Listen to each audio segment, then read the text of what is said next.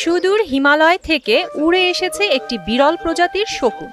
শকুনটি গত 1 ডিসেম্বর দুপুরে বরিশালের বাকেরগঞ্জে দাড়িয়াল ইউনিয়ন গনি মেম্বারের বাড়িতে ঘরের চালায় উড়ে এসে পড়ে।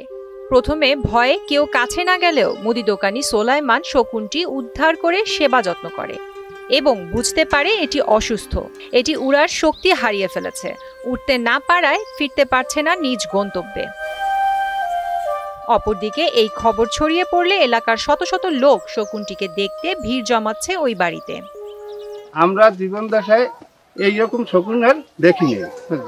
যেই দেশে নাকি শুনছি মুরব্বীদের কাছে যে এই দেশে নাকি বা যেই এলাকায় ন্যায় বিচার হয় ওই এলাকায় নাকি আসে।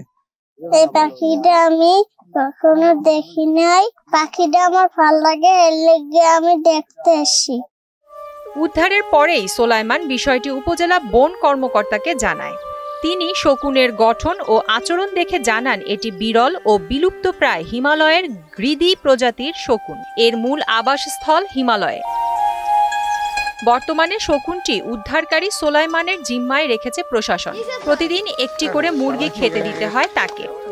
আমার বাবা অনেক কষ্ট করে এই পাখিটা পালতে করছে, যত্ন করতেছে, ডেইলি একটা করে পোল্ট্রি মুরগি খাওয়াইতেছে, ভালো লাগতেছে, মানুষ দেখতেছে। আমরা এত বড় পাখি দেখেই অবাক। ঠিক আছে, সুস্থ করার জন্য আমরা ওরে আশ্রয় দিছি।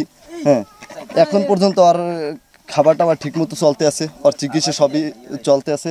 ঠিক আছে, বন বিভাগে জানানো হয়েছে। তো এটা আইসা পড়ছে টিনের চালে। ফার্স্ট টাইম যখন পড়ছে অসুস্থ ছিল, তারপরে আমার মামাতো ভাই সোলাইমান ও এটা ট্রিটমেন্ট করতেছে, খাবার দাবার খাওয়াচ্ছে, আর বাড়ির মানুষ নিয়ে পরিচালনা করতেছে। আর অনেক দূর থেকে মানুষজন আসছে দেখতেছে, আমাদেরও ভালো লাগতেছে, আমরাও দেখতেছি। সুদবিহীন ব্যাংকিং এ আত্মশুদ্ধির পথ এনআরবিসি ব্যাংকের ইসলামিক ব্যাংকিং আল আমিন। খাবার ও চিকিৎসার সব আয়োজন করা হয়েছে বলে জানায় উপজেলা নির্বাহী কর্মকর্তা। সুস্থ হলেই অবমুক্ত করা হবে, আবারও 1000 মাইল পাড়ি দিয়ে পৌঁছাবে তার আসল গন্তব্যে। শকুনটা এর নাম হয়েছে হিমালয় গ্রিধি। এই হিমালয় থেকে উড়ে আসছে, আস্তে আস্তে ক্লান্ত হইয়া ওখানে পড়ে গেছে।